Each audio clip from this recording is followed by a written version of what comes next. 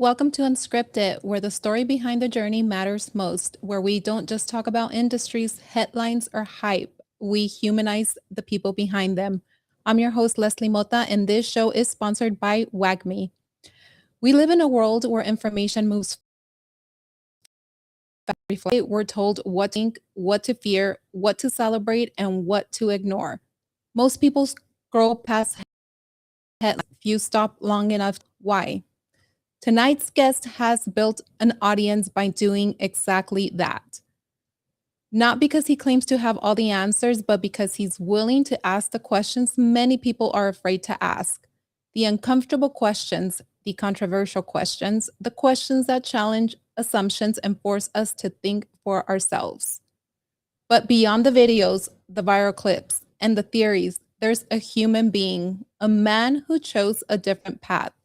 Someone who looked at a world full of noise and decided to build a platform around curiosity, independent thought, and the belief that things aren't always what they seem. What does it cost to challenge the narrative? What responsibility comes with influencing millions of people? And when your entire brand is built around questioning the world, how do you stay grounded in who you are? Tonight, we go beyond the content and get to know the person behind the Maverick approach. Welcome, welcome. How are you today? Hey, what's up? Thanks for having me. How's it going? Doing good. No, I just thank you again, for coming on the show. I know you're a very busy man. You travel worldwide. You are doing a lot of podcasts nationwide. You've built this great media empire. So thank you for taking the time out to talk to us today and to my audience. Yeah, for sure. Of course. When you call, I'm always going to answer. I think that you're doing great work over there and I watched you grow as well. So I appreciate you for having me. So, Well, thank you so much, Maverick. But I want to start with this because your audience knows you as someone who questions narratives, connects the dots, challenges assumptions. But we've always wondered if the bigger story isn't the theories themselves. It's what drives a person to spend years looking where everyone else refuses to look. What is it that you're really searching for? great question. I think for one, we have to, again, like how you said, ask the right questions because looking at recent history, we see that we have to unlearn and relearn a lot of stuff, right? When it comes to, our schooling systems and history and what we come to know as these people who we used to look up to and, in the finance world and entertainment and all these different industries. Come to Yep. find out, we're lifting the veil and seeing who they are. So we have to unlearn and relearn a lot of things. So now we just have to undo a lot of that and ask the right questions. So that's where we're at right now. And I think it's kind of like how you use AI, right? Hmm. You're not going to get the best answer until you ask the right question, prompt engineering. So once you ask the right question, you're going to get the best results. So I think that we have to start asking the right questions. We're going to get the right answers. And I think that, the truth, you only have to tell it once. The truth is unchanged. So once you start to get to that arena of truth seeking, is there waiting for you. Do you think that AI is programmed to lie to us? Look, I'm deviating. This is why the show is called Unscripted. It's like we're going to start somewhere and then we deviate somewhere else. I love it. Yeah. Do you think that AI is lying to us or it's programmed or whoever created it for us to engage, that to not tell us the reality or the truth of things? Well, AI is based on its creator, right? Yeah. It does train on us. That's why ChatGPT stands for Generative Pre-trained Transformer. Okay. So it's training on us, but as it's learning from you, you're learning from it, and so on and so forth. But coming from who? You have Elon with Grok, you have Anthropic with Claude, so on and so forth. Now, who's behind that? So if you look at their narrative, whatever they're trying to push, because this is why I cross-reference things. So I'll ask AI something, I'll cross-reference it with some supporting documents, And then I always say somewhere in between is the truth, because everybody on the left or right think they're correct. Same thing with religion. You know, my God is better than yours, so on and so forth. Somewhere in between lies the truth. So I think that, well, for one, AI has been caught lying. A lot of large language models actually have been caught to where they're asking certain things, and they're literally just blatantly lying.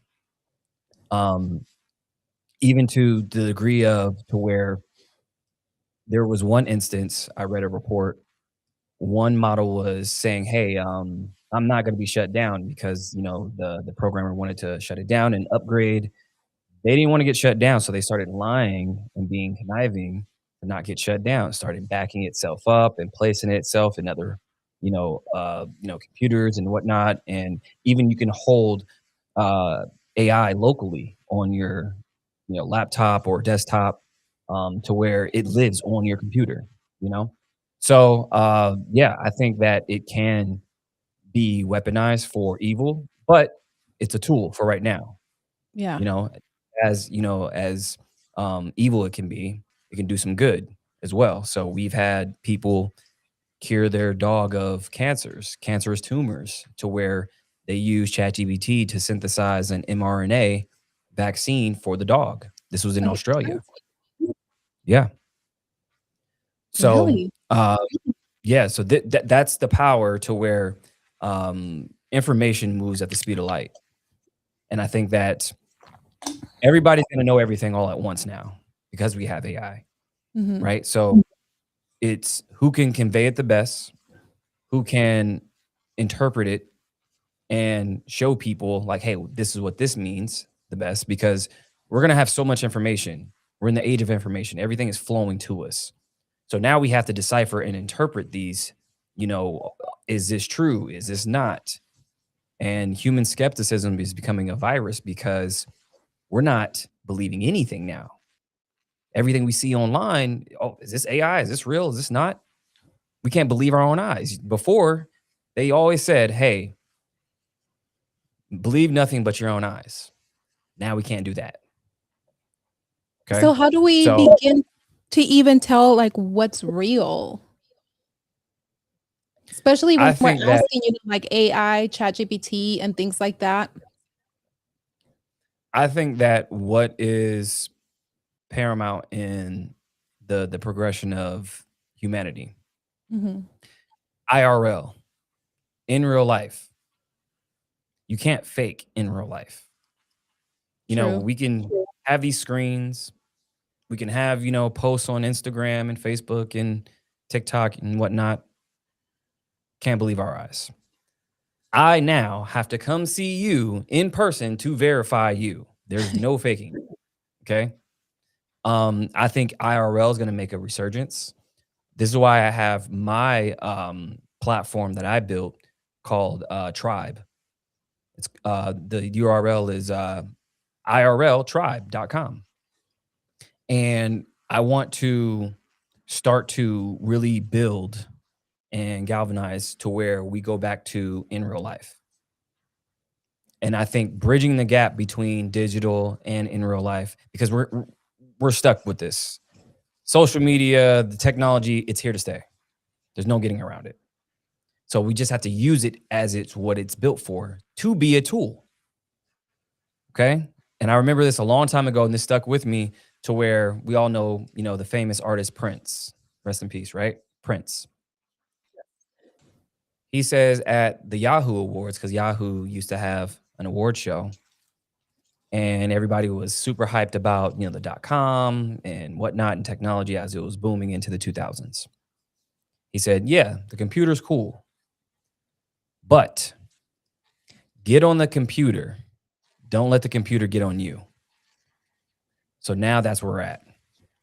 We're no longer on the computer. The computer's on us. We can't go in. You can't go to the bathroom without your phone. People have literal withdrawals Wait. where they do not want to leave their phone. That's a problem. So now what was a tool now has become essential in your everyday life. Okay. Is So yeah, this that's the Tribe right there. It's in beta testing. Okay. Yeah. So it's a truth seeking platform to where you have like minded individuals to where you get to find your tribe per se. And if you're a truth seeker, a health nut, I can give you the code actually. You just type in Maverick and you can get in there. So it's beta testing. We're working out the kinks right now. And you can go in and then I have my live podcast tour. I'm going to be organizing through this. And also you can build your own tribe to where if you're into conspiracies or health or whatever the case may be, you're finding your tribe, but you're finding like-minded individuals on this platform. So we're adding more cities on there. Make sure you guys go check that out. It's in beta testing, so let me know, what works, what doesn't. You guys can DM each other on there, but that's where you can start to build in real life because I think that's going to make a resurgence for sure. That is so dope. And then Phoenix is the closest city to me, so it's right down the road, about 2.5 There you hours away. So I can build a tribe there, very close. Even Las Vegas, you're not too far. It's like an hour flight or so. Yeah, it's like 45 minutes. It's not far at all. So yeah, No, you can go on there.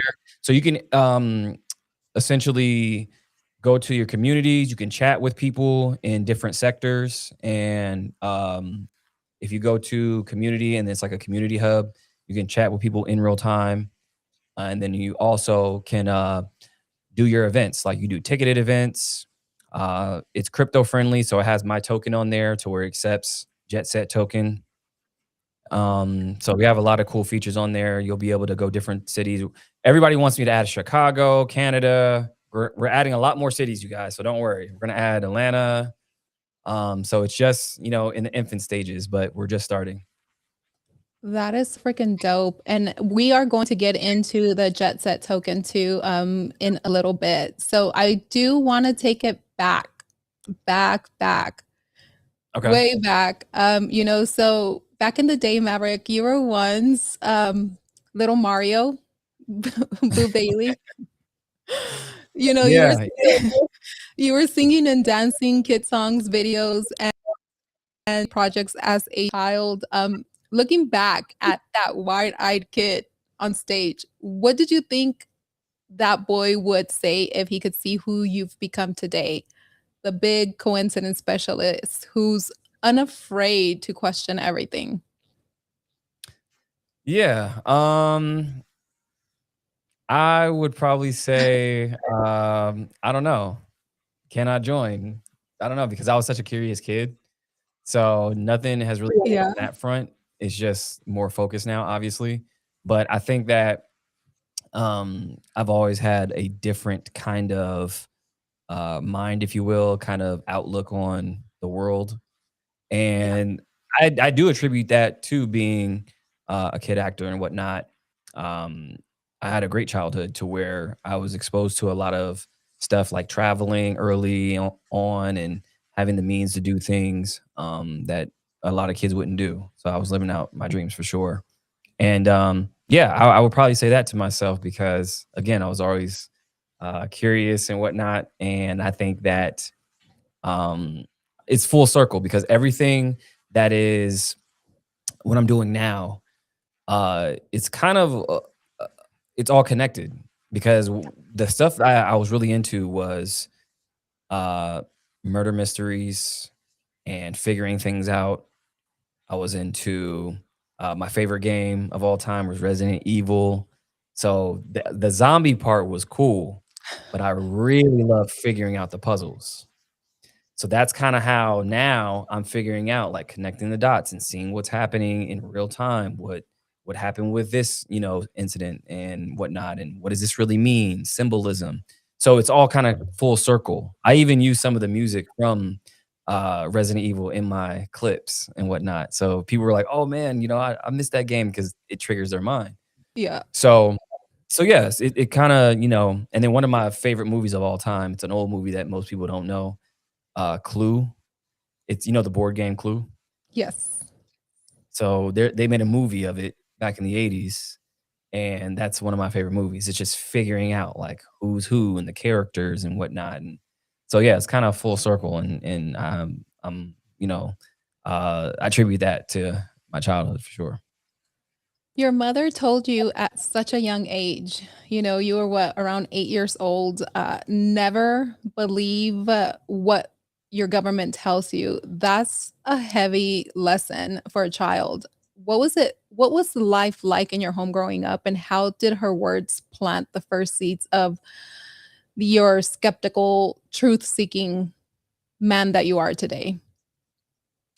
Yeah, my mother, she was the same way. I mean, she is the same way to this day, that always question things, not in a skeptical way, Yeah. but to have a different outlook. Don't go with the herd. Figure out why this is, or who is behind what, Yeah. right? And the government, we all know, they've been lying to us for a long time. They're still lying to this fucking day. Oh my So God. not Yes. that it's not that hard to see now. And I think it's just a generational thing too, right? Because you have the boomers. The boomers were sold the American dream and they went into that and whatnot, and trust your government. Then we go into Gen X, and they started to spark the wave and be like, huh, let's kind of rebel, and let's go against the grain. Then millennials carried that torch to where now we're just like, we're not doing this. Homes are not affordable. We got sold out a long time ago, and then now it's start to let's start to change things and ask the right questions, and then we just have to keep pushing that forward. Yeah. So I think that that was super important for her to implant that, and it's very rare actually for a parent to be like, oh, ask questions, because usually a parent would tell you, oh, listen to your teacher, and better fall in line. Mhm. So I think that to have that 180 perspective is super important for sure. She was a very smart, wise woman because a lot of parents, I have kids, and a lot of parents, we don't think that way or a certain way. The thing that I taught my kids is always understand the why, just understand the why behind things, et cetera, and things like that. But, many people chase fame or stability and in Hollywood or traditional careers, but you walked away and reinvented yourself as who Maverick approach. Was there a moment, maybe a quiet one, where you felt like you were losing your authentic self? And if so, what gave you the courage to choose a different path Before I started content, or before you started? Because you away from everything, it's like you were in Hollywood, you were a child actor, and that could have been your career path. And then you Mhm. decided just to, walk away from all of that and then start creating content and, becoming the person that you are now. Right, for Was sure. that moment, Yeah, that quiet moment. yeah. I definitely walked away because I started when I was 4, right? Mhm. And I did that for about 8, 10 years ish. So I was right, 13, 14-ish when I stopped. Yeah. Yeah, it wasn't fun anymore because I found myself as I was growing up, it wasn't fun anymore. And I noticed it, and I started thinking like an adult more than I should have, and growing up really fast. And as you see, a lot of these Disney kids, Nickelodeon kids, I'm not gonna say all of them, but a lot of them are train wrecks now, right? Yeah. So because they've been exposed to so much so fast. And obviously their parents can't tell them anything. They're making more than their parents. So where does that leave them? And I think that once I started to think like that, I got out. I was like, okay, I'm done. This isn't fun anymore. And then I started to see some peers of mine that, stayed in the industry and got into drugs and alcohol and all this other stuff, and train wreck. So I knew that was a path, that was a possible path, not my path, but it was a possibility that could be that that dark road I could have been going down. So decided to, refocus, get out, and yeah, walk away from that.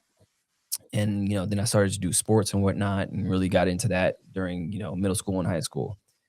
And I think I made the right choice. This is where I am now. So I think that um, going down that path now, and that's the thing. Now seeing Hollywood, Hollywood's done. Hollywood's dead, right? We're seeing that the top two movies over the last couple of weeks are not even from huge production studios. They're from YouTubers. Okay, so you have Backrooms, number one movie that only had a budget of like 10 million and made like 200 and I think it's at maybe almost 300 now. Wow. Then you had Obsession. Everybody's talking about Obsession. Have you seen that movie? Not yet. No, I do want to see it. Have you You seen got to it? see it. I've seen it. Yeah, That it's was an another amazing one of those movie. budget movies. Yeah, it was another low budget movie. Yeah. So they spent I believe 750,000, not even $1 million. And they made, I think they're approaching 300 million, I believe. So we're seeing how Hollywood has shifted to where people don't care about the huge budgets, 100, 200 million on a budget. They don't care about A-list celebrities. We're so burnt out over that. Yeah. These people have been shoved in our faces for so long, and now we're seeing they're not as popular as we thought, because once the machine started to die, their light started to die. So how is it that they're not as popular or loved anymore? So was it always that, or was it just the machine kind of creating this Wizard of Oz scenario to where we thought that they're all so great and talented, and then, oh no, it's not this. So two YouTubers can create a huge blockbuster film with a fraction of the cost and dominate the box office. That's very telling. That is wild. Let me ask you, are some of the conspiracies or the things that we hear, especially like the negative things about Hollywood, true? I would say not all of them, but I would say like 90% of them. For sure. Oh my goodness gracious. I mean, Look at so Epstein file. the I know that you did a lot of research on the Epstein files. You have done research from Epstein to the moon, the landing, just so much. It's like you've become such a force questioning narratives and building, alternative paths for people. And, let's dive into the conspiracy stuff. I want to talk Okay. about, how you started tapping right into it, because I think many creators in the alternative media, we all speak about a red pill moment. Ever have that red pill moment? What was yours if you did? Was there like a specific event, headline, or personal experience that pushed you from traditional paths into this full Maverick approach and your content creation? Yeah, I would say 2020. That was it. What happened in 2020? Well, we had COVID, right? Yeah. So we had that to where the entire world stopped, right? That's never happened in our lifetime, to where the global economy goes all the way down. I remember gas prices or the oil, the barrels of oil went into the negative, Mhm. to where it wasn't actually priced. It was below zero. Yeah. I've never seen that, right? So these unprecedented things are something that we've never seen before. And I'm like, okay, why? What is going on? Because clearly what we thought, was COVID at first, it wasn't.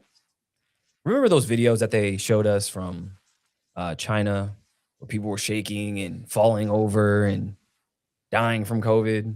That wasn't even a thing. That was propaganda. Because everybody who I knew who got COVID wasn't shaking and falling over and just collapsing right away. It's all bullshit, right? So I'm like, okay, somebody's moving the needle. Somebody's pressing the button.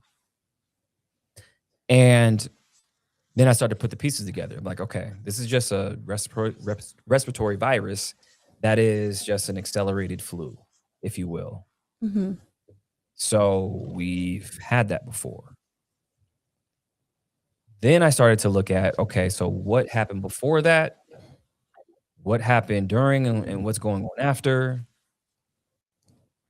Is it a coincidence that just about, I would say, maybe almost 8 months, 7 months ago, before COVID happens, even though it was kind of happening late 2018,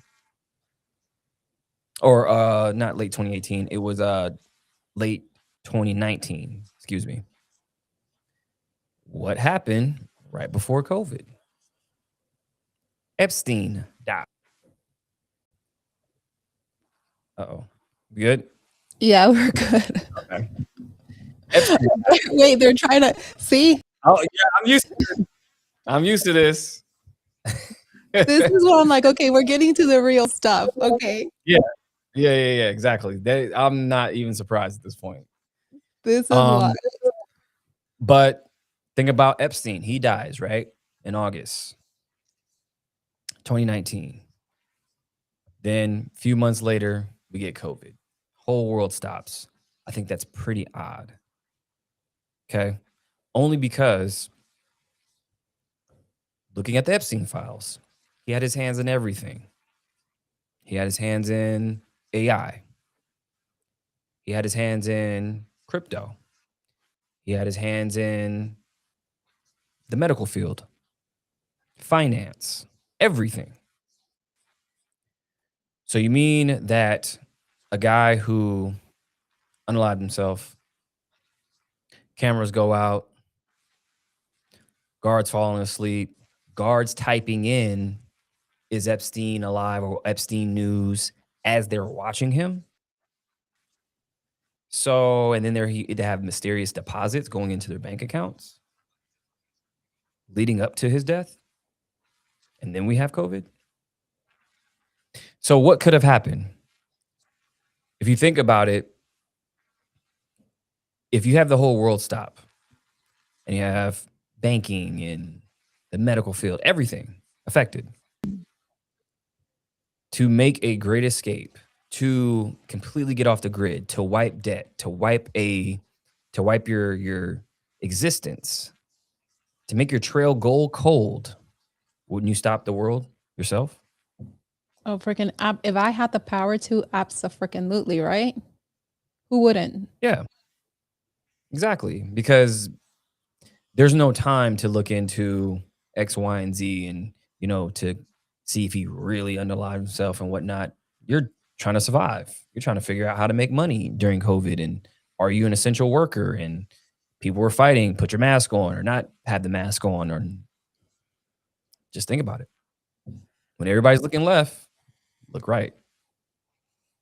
What is that thing that we always say? Look where no one else is looking when things are happening around us, when they want us to focus on one thing, but we're not looking elsewhere. Yeah, that's a tactic that they always do. They always do that, to where that's what's going on right now.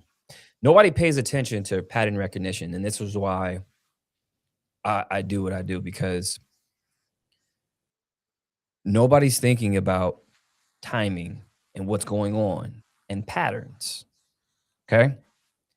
How is it that every election year or midterm year, we have some type of racially driven events? Going all the way back to 2012, Trayvon Martin, election year. Mhm. 2016, Philando Castile, election year. Then you have, even during the midterm year, Tamir Rice, 2014, 2020, George Floyd, Breonna Taylor.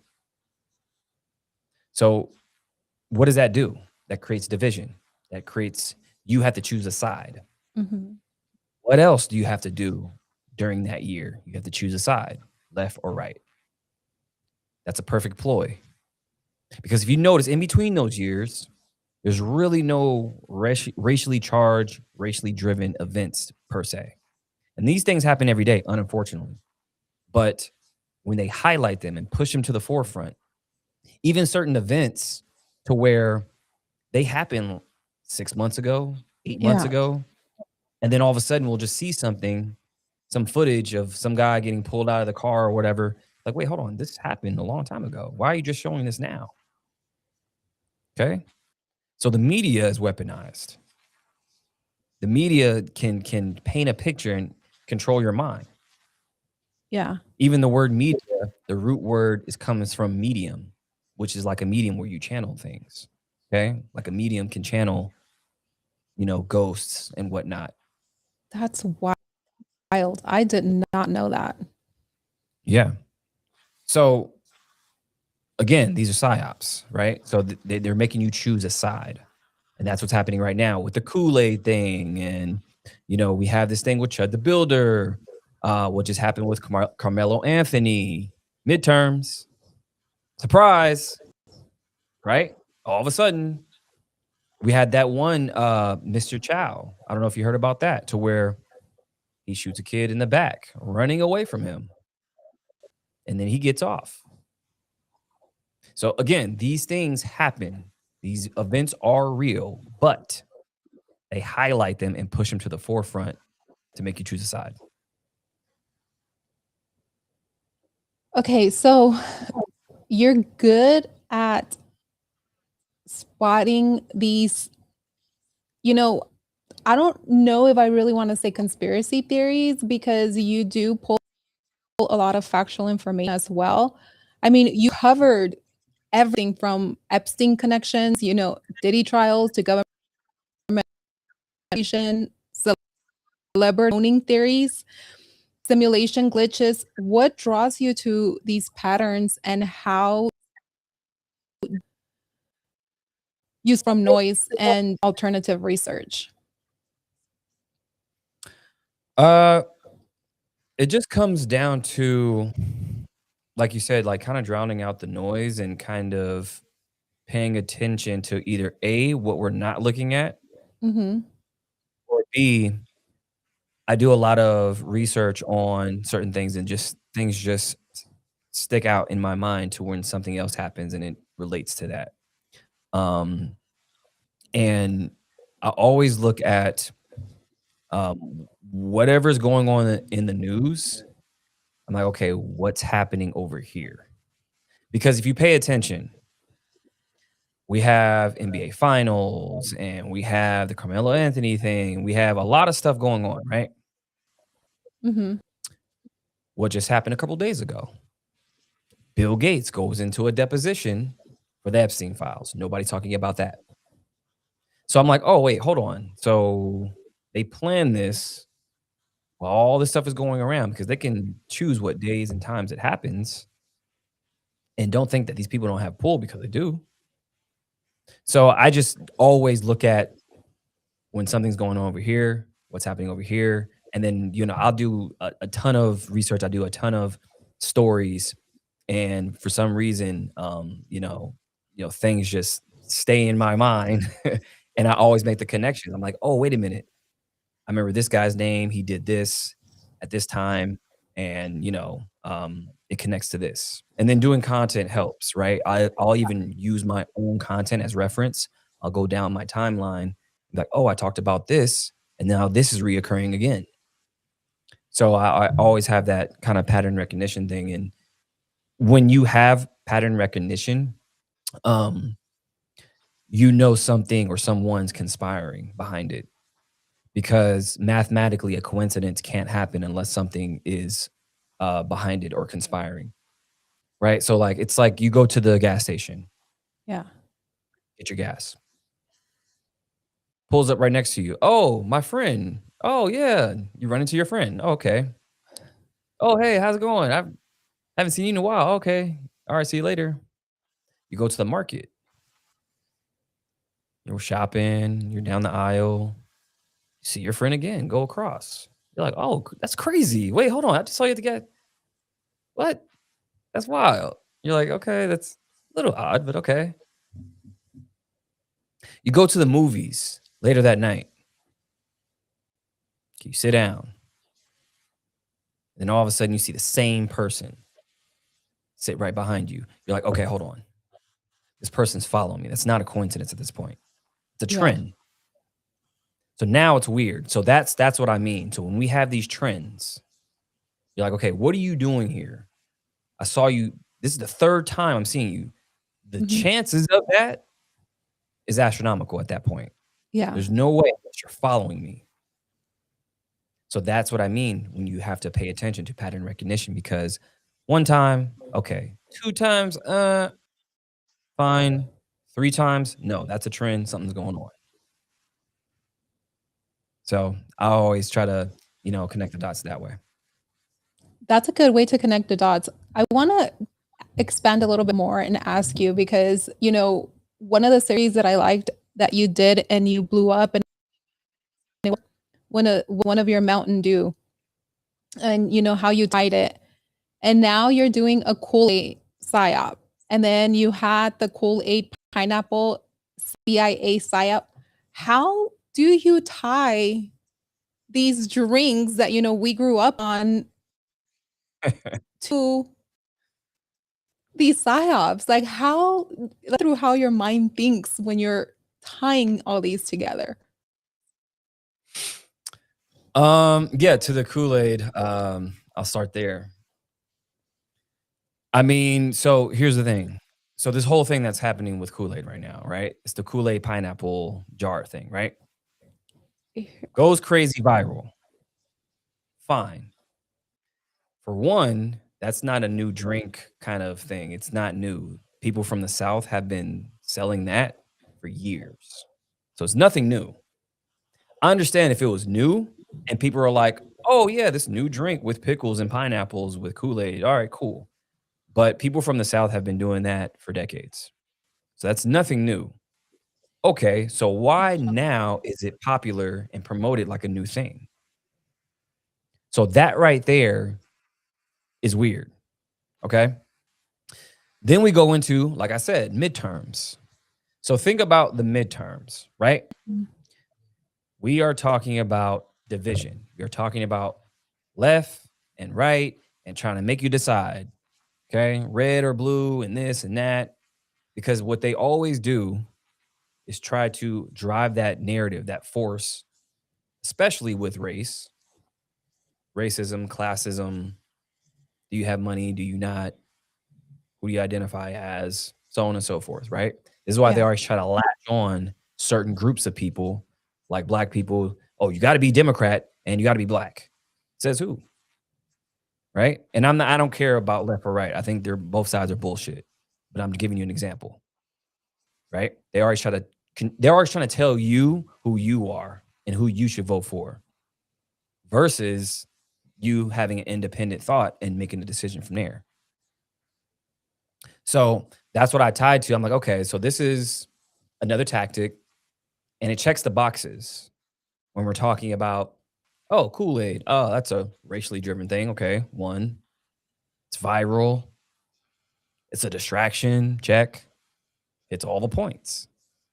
So that's what I mean. I'm like, okay, if it's one box checked, okay, I can leave it alone.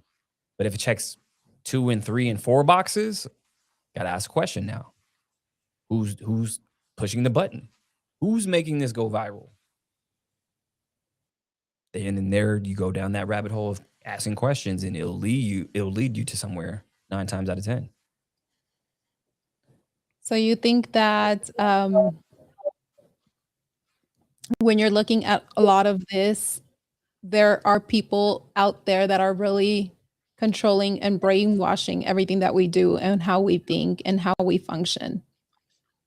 For sure, because think about this.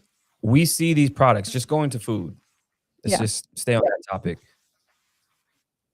We see these products every single day. Commercials, go to the market, you see their logos. Wouldn't you take advantage of that if you have 24/7, 365 promotion? Wouldn't I put some type of message in there? Wouldn't I take advantage of your mind to where it's a recognized brand or whatever they're trying to push through these products. That's one. Two, consuming these types of drinks and food and whatnot, they have a frequency. Okay. Everything's made up of energy and frequency. So if you're eating bullshit, you're more susceptible to believe they're bullshit. You're more susceptible to be under mind control. Because how is it that we have all these alternative healthy options, but they're never as big as McDonald's, Kool-Aid, whatever the case may be, right? We never have that. But hey, oh yeah, eat this double sponsored by so and so. So there has to be something else going on, something nefarious, right? So I think that to be looking at these products all the time, to have these brands on every corner, drive down, you're even seeing it subconsciously. Burger King, Taco Bell, you're not even paying attention, but Every you're corner. every corner, you're seeing it subconsciously. Then if you're eating that, even worse, lowers your frequency, Oh, makes you yes. docile, right? So they're taking advantage of that in a way to control your body, your mind, your health, all these things. It's all Do connected. you think it's just America that's doing that? And the reason that I say that is because when I travel to other countries, I'm not saying that other countries don't have the ability to happening here in the States, but you don't feel the way that you feel here. You know, when you eat the food in America, you do feel lethargic. You do feel like you don't, and depending on the type of um, food that you're eating, I think vegetables and fruits the same. Like if you so when I traveled to Mexico, or when I went to Singapore last, and I ate there, I didn't feel the way that I feel when I eat here. It's like, to me, the food is fresher. I don't feel as heavy. I don't feel tired. I don't feel like a brain fog. Right. So do you think it's just America that's doing all this to control people and eventually control Yeah. the rest of the world in some way? It's it's twofold. So yes, America is doing this, and it's obvious now. There's documented evidence everywhere. It is it's it's been in the different parts of the world for a while now. You have KFC in almost every country. Same thing with Taco Bell and a lot of these big brands, McDonald's, obviously. Mhm. So yes, they're trying to infiltrate other places as well, but some places won't have it because there's chemicals in our food right now that are legally banned. Not just banned, but like it's a law in other countries, i.e., like Japan. Certain things that we eat, it's in their law to where they cannot serve that with those certain dyes and whatnot. So Japan, even the UK to a lesser degree. So it's more, they doubled down here a lot more. This is what they kind of built their whole system on, here. But um they do have a lesser stranglehold in other parts of the world, but this is how they operate. Just to have it in their country, just to have that brand or food in their country, they're trying to have global dominance for sure. Do you think that And Sorry, go ahead. no, you're good. No, I was gonna ask because you just said something that's powerful. And others, they literally ban some of these dyes and some of these things that we put, some of the ingredients, that are put in American food.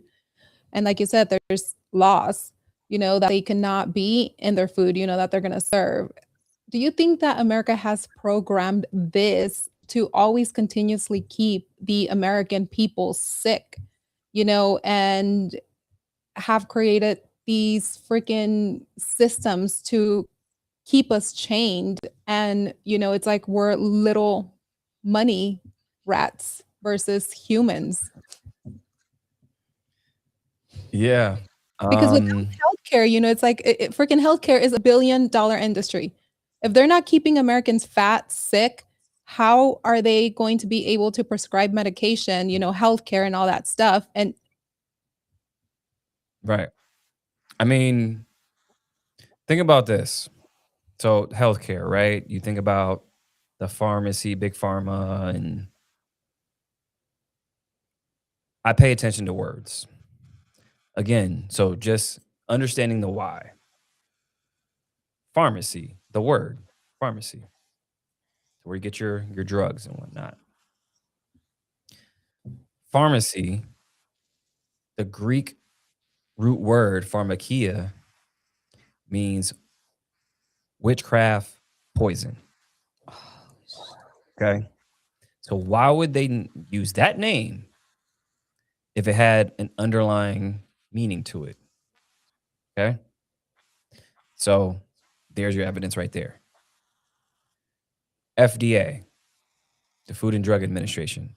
What does food have to do with drugs? Why is it one association? Because you eat the food and then you need their drugs. Okay. There's your evidence right there again.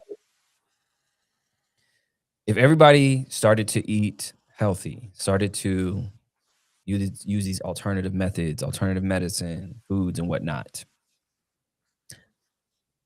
would we have any doctors left? No, you wouldn't.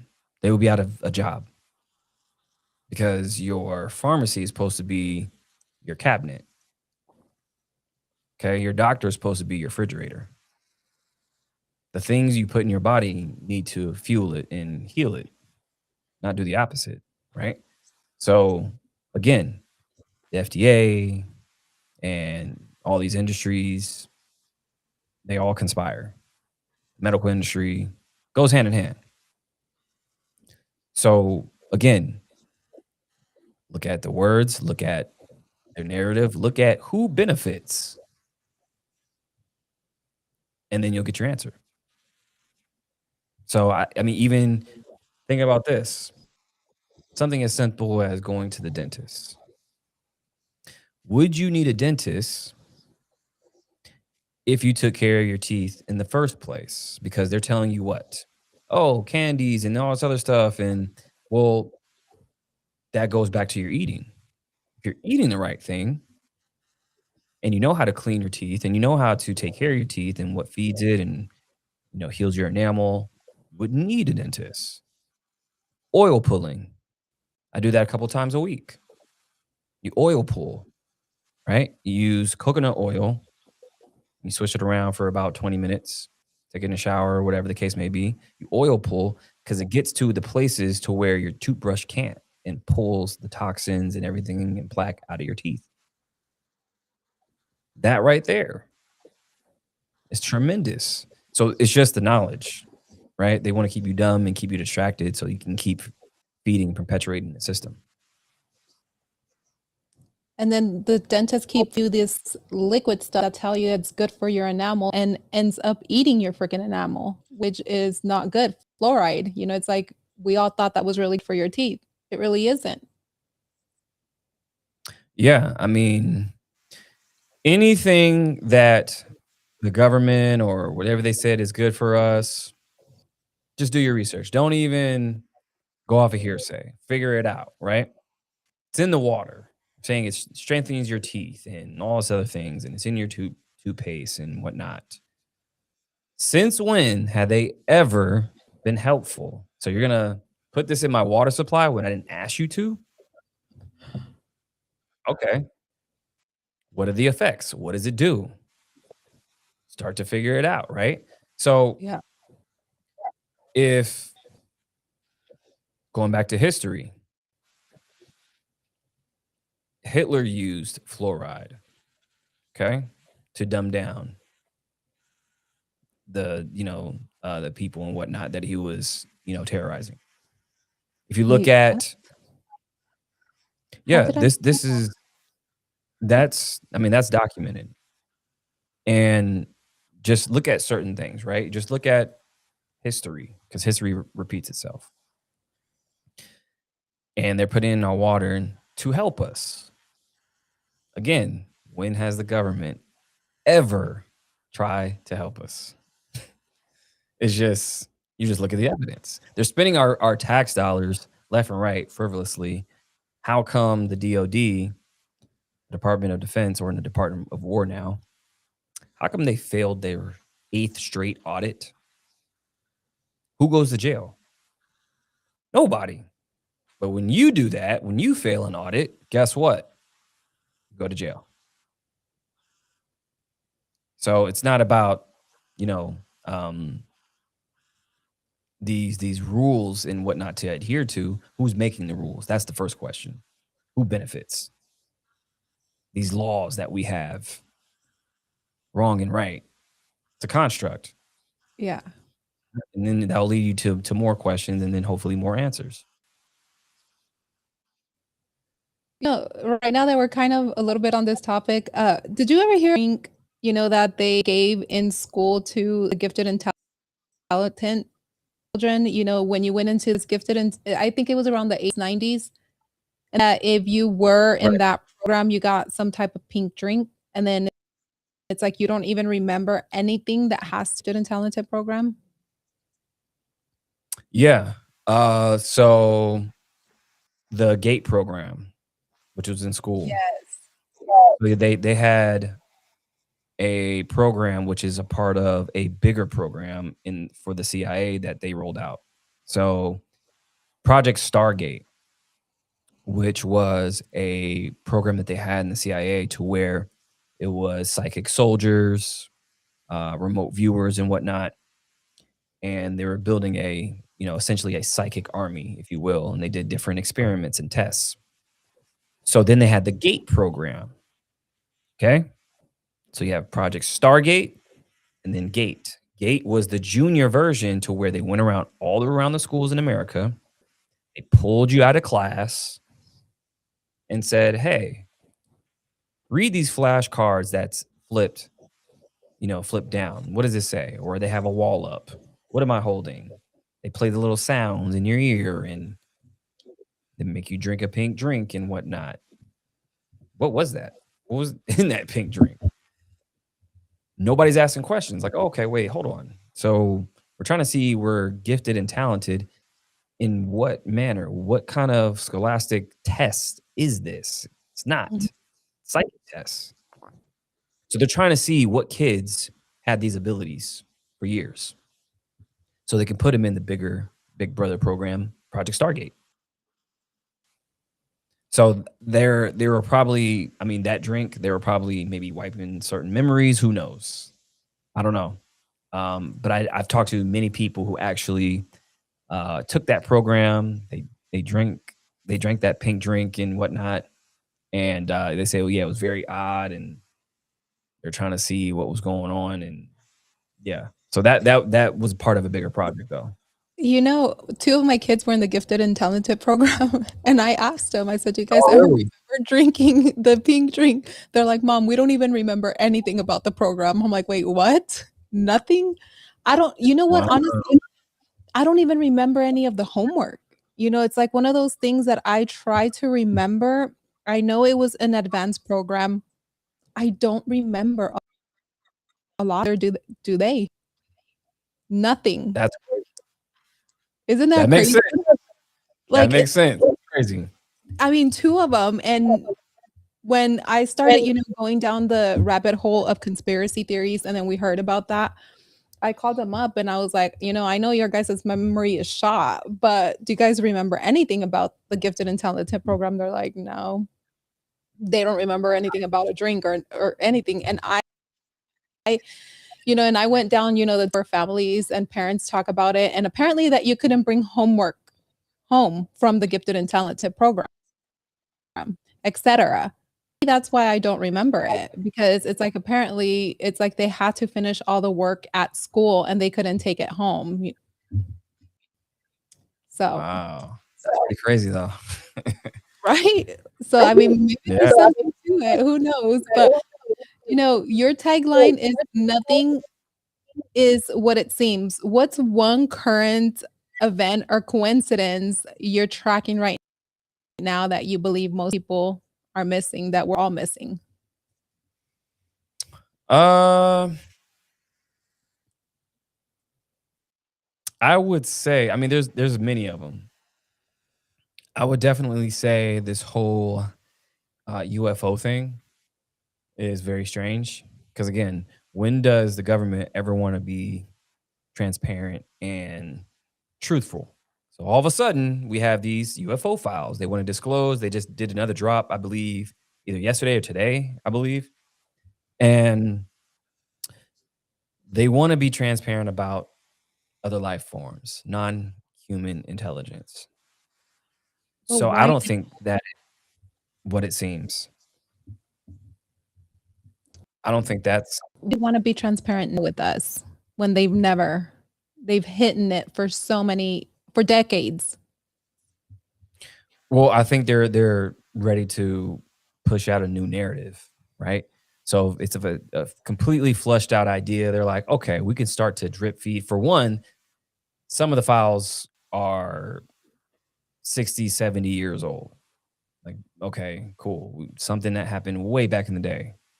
Disclosure about that. What's happening now, though? So as we get closer to, modern day, they're starting to release things. I believe they just released something. The Pentagon released something to where they have these orbs in the sky, these glowing orange orbs or something. And they're starting to drip feed this information. They just had a congressional hearing with whistleblower David Grush. He's talking about these plasma-like alien plasmoids, as he says. So again, take it with a grain of salt. I don't know because again, if they're leading us down this road of disclosure, is this the right road? Is this a truthful road? Is this a road that has some of the truth, all the truth, none of the truth? Are we talking about Project Bluebeam? Are we talking about, something of that nature? Do they want to control the narrative? Yes.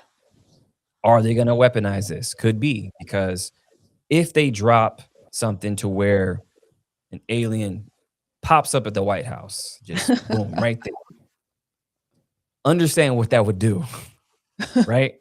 But it's a controlled scenario to where they actually want that to happen. Okay, maybe that breaks religion. Maybe that breaks the system. Maybe we're going from the old system to the new system to where there's no more government per se. There's like a faction that just runs everything until whenever. And I always say Trump's the last president too. And I think they're breaking the system on purpose. Do you think that we're going to eventually move into a one world order type of lifestyle, with one government, one type of currency that we're all going digital currency? I think they want that, right? I think they want, and then it could be this whole UFO narrative that they're trying to push. Will it work? If we're aware of it, probably not. But the first thing is to be aware. Once we start seeing things, and again, we have AI now. We don't know what's real, what's not. So it could be completely fake. They're saying it's real. Now we have to decipher and figure it out what's happening. But then they want you distracted and scared and not sitting down and figuring any of this out. Yeah. But going into a one world government, they're trying to line that up for sure. But again, you just have to be aware. And to combat that is first to be aware and then to take steps after that because you don't know what to do until you know what's going on. But I think that's definitely in the cards for sure. My microphone muted. I was asking, why do you think that Trump is the last president? Well, it's been prophesized. It's all through historic texts. You have, of course, everybody knows about the Barron Trump books, Oh my Ingersoll God, the Lockwood. Trump books. Yeah, they know Who about the last president book. know about the books? I mean, if you don't know about the books, then I'll just refresh everybody's memory real quick. There's a couple of books that an author by the name of Ingersoll Lockwood wrote. And one of the books is Barron Trump's Marvelous Underground Journey. Okay. The other book is called The Last President.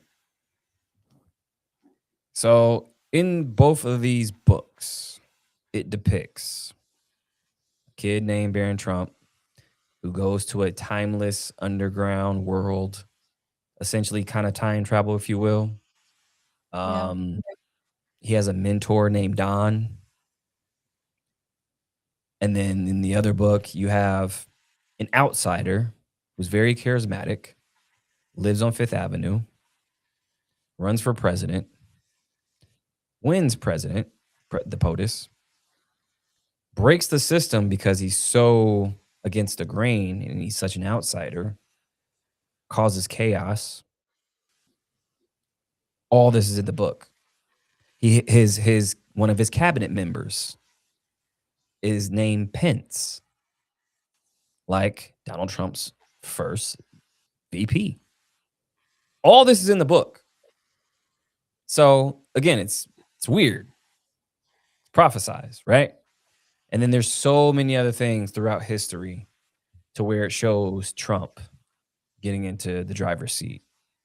There's an old show called Track Down in the 1950s.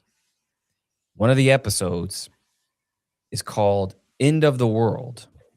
And it's about a man named Walter Trump who comes into town and convinces everybody to build a wall because they thought the end of the world was coming and they need to be protected. This is a show, the 1950s. Okay. And it turns out he was a con man in the show. Another show in the 1990s called Erie, Indiana, to where a businessman is going out of business and he says, I'll do anything, you know, I'll sell my soul to the devil and yada, yada, yada. Boom. This guy comes into his shop. His nickname is the Donald. And he fixes his business. Turns out that he was a demon from hell, or the devil, if you will, himself. And he turned everybody in the town into a bunch of zombies. Right? He's under his spell. Made him sign his life away and all this other stuff. And like you can kind of make the match that maybe MAGA could be zombies because it's like a cult and they all follow him no matter what, so on and so forth. But there's so many instances like that throughout history showing this character that we call Trump taking over. And then after he takes over, then the system breaks in one way or another. So what you're saying that's why I think yeah. Sorry, go ahead. But no, that's why I think that with that evidence compared with what's going on, wars, the system at large, just how do you even go back after this? And he's already talking about, you know, trying to cheat the system for a third term and all this crazy shit. And I think that, yeah, it'll change after this. Yeah, that's what I was just going to ask. If you think that he is going to, or what you're saying is there isn't going to probably be another election term, that he's going to find a way to stay in office. Yeah. Definitely. Yeah. And then from there, you know, America can restructure. Because if he does do that, then the American people won't go for it. And then we'll, you know, change the system. The system will break.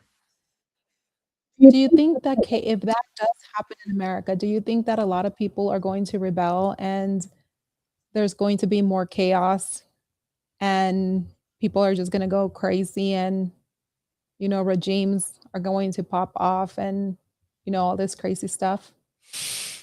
On one hand, yes, because things have to get worse before they get better.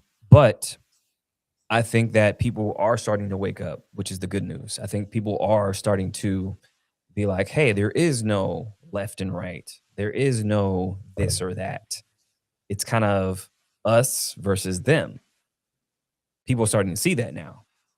So that's the good news. I think that the sooner we get to that point where it's like a us versus them type of situation, to Mhm. where we recognize that these people actually work for us, not the other way around.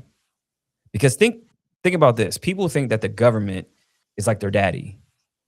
They think the government is all powerful, all no, they actually work for us. Nothing moves without our taxpayers' dollars, which they spend in the DOD and the CIA and all this other stuff. All these programs, all these agencies depend on the American people, right? Right. So if we opt out, say no, flip over the table, okay, now it's our game. But once people get closer to that, then we have the power. All these people work for us, even down to the police. These people work for us. They're public servants to protect and serve the public. That's literally on. So how do Americans take back control? Um, in order to take control of anything, you have to take control of yourself. You have to start with yourself. People can't even get in shape. People can't even figure out their finances. People can't manage their own life. So how are you ready for any kind of revolution if you can't govern yourself? You have to govern yourself first. This Yeah. is why the government made it that way, to where they're governing you and not governing yourself. That's where it starts. Okay. Figure out Mhm. your life first, your mindset, mind, body, and soul, from the top to the bottom. Govern yourself first, because if you can't control yourself, somebody else will. And that's where it's literally in their name, government. Government means mind control. So you have govern, gubernabre, which is the root and Latin word, means to steer or control. Ment, root word mentis, means mind, control of the mind or mind control. Mhm. So it's literally in their name. Why would they name themselves that? Because they want control of your mind. Do you think that's why they're now trying to come and govern or take control of the space that, you're very familiar with? We're in, crypto space, and a lot of people came here for self-custody, decentralization. And now we're seeing a lot of institutions and the government, now they're passing, laws and all these things. And do you think a lot of that has to do with, okay, you know what? Now people are going to this type of financial system. So we're going to tap into it, and especially here in America, create guidelines, regulations, and monitor the space. That way they can come back and take control, or try to take control, or are we under control and we don't even know it? Because to me, I always say that, Bitcoin is a Trojan horse to set us up to see how we are going to react to this, decentralization space. And are we truly decentralized? Uh so it's multi-layered. So think about this. You have blockchain and crypto, right? Mhm. Ton of speculation where it came from, who made it, and its meaning behind it and who's pushing it, right? Some say, oh, it came from the government themselves, came from the CIA, right? Because you have Satoshi Nakamoto. Nobody know who this is. He owns 1.1 million Bitcoin. Who is this? Ton of speculation, a lot of evidence pointing fingers to whomever, keeping us guessing in the dark.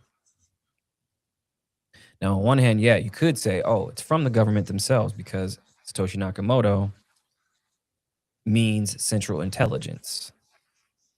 Okay, so even his name in Japanese culture, then the last name is first name is last. It's reverse. If you break down the words Satoshi Nakamoto, it means central intelligence or middle of intelligence, right? If you break it down. So people are like, oh, well, they encoded their name in Satoshi Nakamoto. But I posed the question, why would a central intelligence create something that is decentralized? That doesn't make sense. So Because probably gonna move into. Sorry, go ahead. I no, I'm didn't mean just to interrupt. no, go ahead. No, I want to hear your thoughts on that. Because we're gonna be moving into a one world digital currency. It's like to test us out. A lot of us are used to cash, right? If you pay everything with cash, there's no way, shape, or form that they can see what you are purchasing or buying. Okay. My theory is that it was created, as a Trojan horse. Bitcoin is a big government psyop, and in my opinion, I say it was created by a lot of these agencies like the NSA, the CIA, DARPA. And one of the things that we always go back, you're very familiar with Bitcoin, and the SHA-256 that was created by NSA. And, it's one of Bitcoin's core cryptographic hash function. And then do you remember, did you ever read how they also did that paper, How to Create a Mint, back in 1997, I believe? Right, correct. The electronic So, cash. I mean, Right. and then if you think about it, remember when the perfect timing, after the 2008 crash, Bitcoin appeared just months after a financial crisis. So, Right. I mean, is the timing coincidental, or was Bitcoin floated as a reset mechanism for a global monetary system? I mean, at that point, it looked like grassroots, but maybe, it's a controlled experiment to introduce a programmable memory and to test a Yeah. digital, It just could be. do a test run. It could be because some people say that BTC stands for beta test coin, right? Oh, So it could be a beta test for the new system. Now, everything you said, yes, SHA-256 comes from NSA. Um, even looking at David Schwartz, he was the first one to patent blockchain tech back in 1988, where another crash happened. You had Black Monday right before that. So yes, we have these pieces of evidence where it could be. But is there millionaires from crypto today? Has there ever been? Yes. So that's empowerment. Okay. So maybe collateral damage on their side to where, okay, we'll make some people millionaires and think it's safe. But then again, to have a central intelligence agency create something decentralized where I can audit the code in real time, that's a lot of power back in our hands because that breaks the current system that we're in, which is the B system, I think, in my opinion, because the banking system, the Federal Reserve is the B system. Now, can you create your own protocol? Yes, you can on blockchain. You can create your own token, your own blockchain. You can use these technologies right now. And it's global. So it's not just an American thing. It's global. They can't govern everybody now. That's their plan, which they could do with blockchain tech. But to let it run rampant, and now they're, of course, trying to gain their seat when it comes to the Clarity Act and Genius Act and passing all these federal laws into crypto, giving regulatory framework for these protocols. Okay. I always say, though, for one, I believe in duality. I don't doom gloom too much, even though sometimes you look at my videos like, oh, well, what's the solution? But I always try to provide solutions or at least pose questions. But I believe in duality, and I think that to every action, there's an equal and opposite reaction. Okay, so to Yeah. have Bitcoin and crypto all together and blockchain, I say they can only participate. They cannot control it. They can only participate. This is why we have guidelines for America. So they'll block off America. So they'll be like, hey, we can use our crypto or our regulation and X, Y, and Z, and everything else is outlawed or however they're going to do it. So that could be a ploy in itself to where they can use this technology because it's just a tool, just like AI. It's all the intention behind it. It's like a gun, right? The gun isn't bad, it's the person behind it.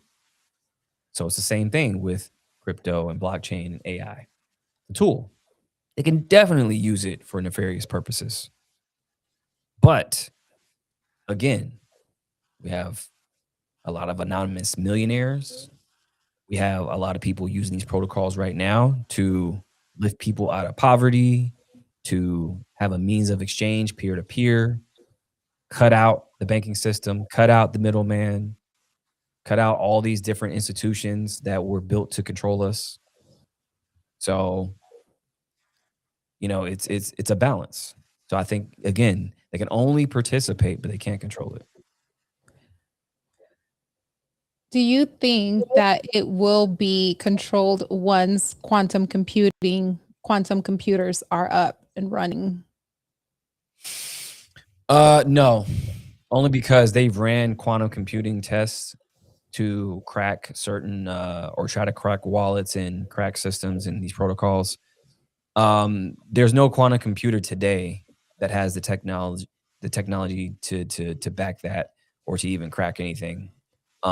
They've tried to crack, I believe, certain protocols like XRP and HBAR. They're still, I would say, decades behind that. I don't think they have the computing power just yet. I think they're trying to accelerate that with these data centers. And the more computing power you have, obviously, that can be a thing.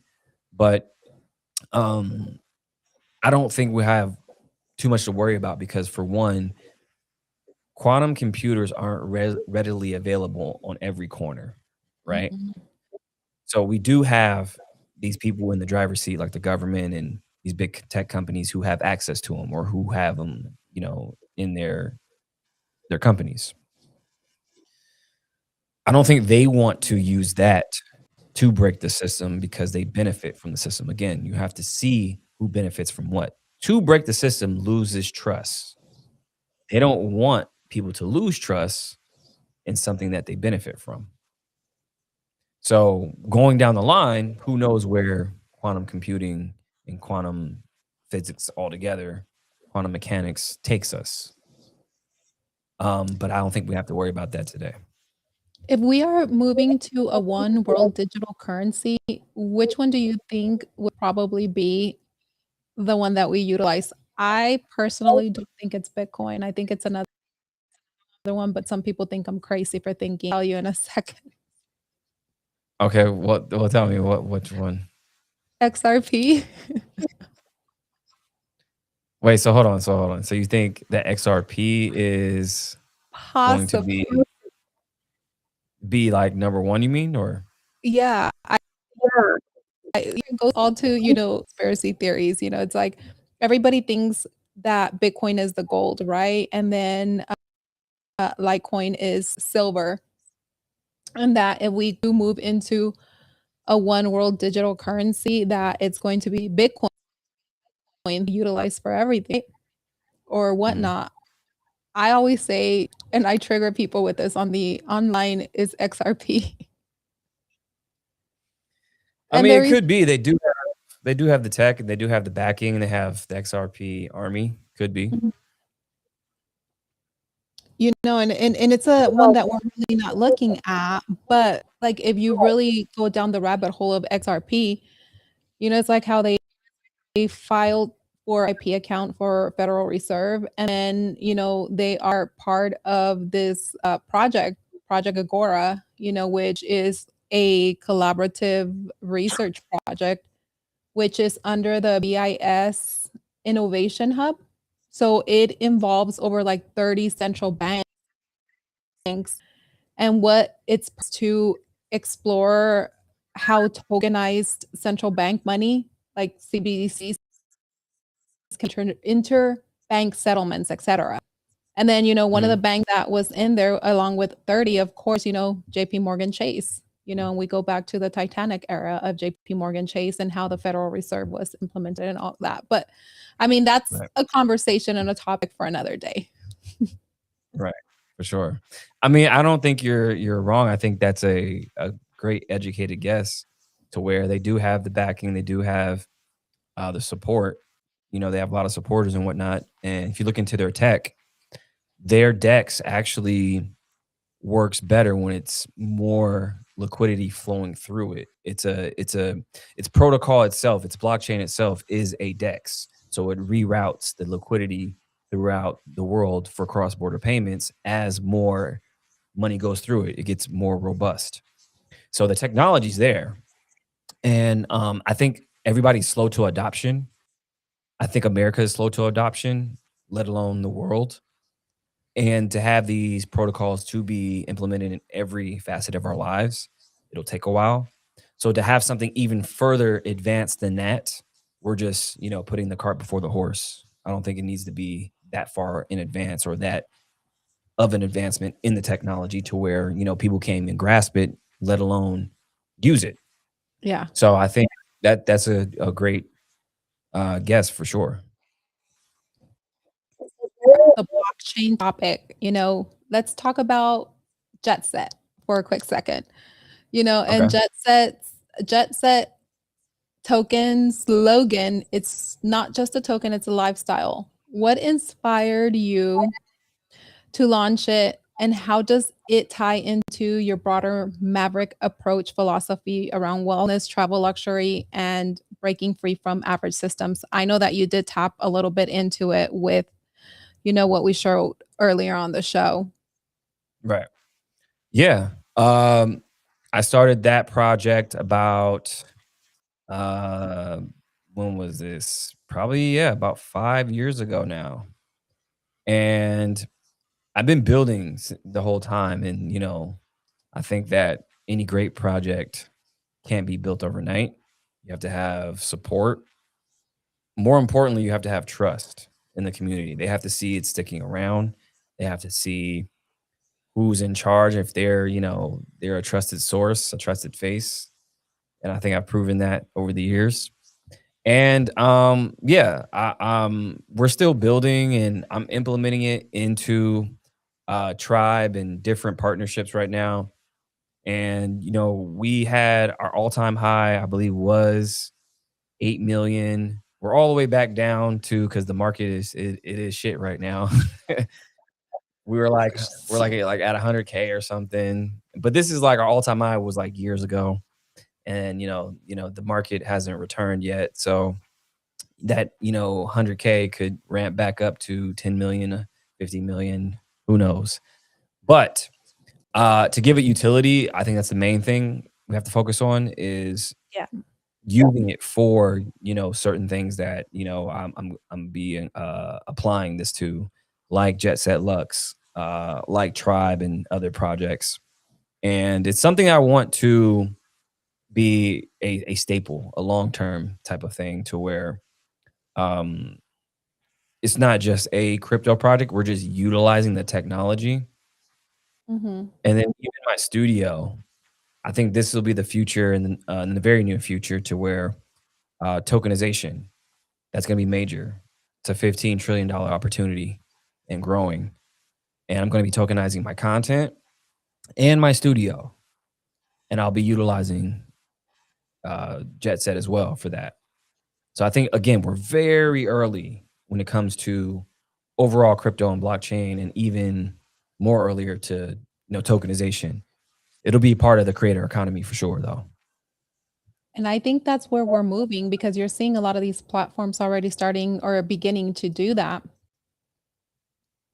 Right? Yeah, they're starting to get into tokenization of things, real estate. I've been in real estate. I had a real estate company before I did content. I was in real estate for about 12 years. And let me tell you, blockchain is perfect. It's one of the perfect pairings to change that industry completely. We're talking about real world assets, tokenization, and using these protocols to be transparent, efficient, and have a means of exchange peer to peer. Right. So, real estate alone, the multi-billion-dollar opportunity paired with crypto and blockchain. So we're attacking that industry for sure, and we'll be doing a lot of different projects with Jet Set as well. I love that. I know that we are limited on time. You gave me more than enough, but I want to do some quick fire rapid questions with you. Do I still have a few minutes with you? Yes, you good. Yes. Okay, so let's go with the rapid fire. You ready? Yes. Okay, 51 or Antarctica? Antarctica. Aliens or Time travel. CIA files or Vatican archives? Vatican archives. Remote viewing or astral projection? Remote viewing. Coffee or energy drink? Coffee. First class flight or private island? First class flight. We don't do any islands.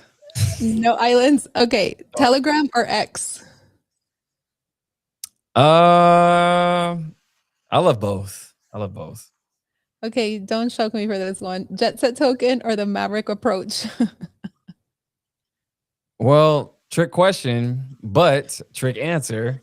Maverick approach is Jet Set. So there you go, people. Million followers or $1 million business? $1 million business. Know the truth or stay blissfully unaware? I already know that one. Know the truth. So before we part, everybody, Maverick. He's on Instagram under the Maverick Approach. So here he is, Maverick Approach. Follow him on YouTube. Yeah, same handle. YouTube is the Maverick Approach. Yeah, Instagram, the Maverick Approach. On X, it's Mav Approach, MAVE Approach on there.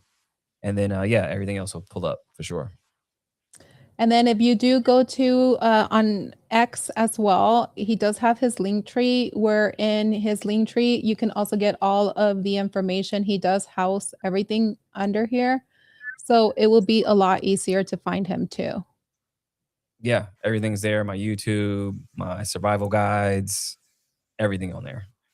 His survival, everything. And Maverick, do you have any parting words of wisdom? And then I'm going to bring some of the comments really quick here that we have for the audience. I mean, you have a lot of people that follow you and love you. I was watching a lot of these comments here, and they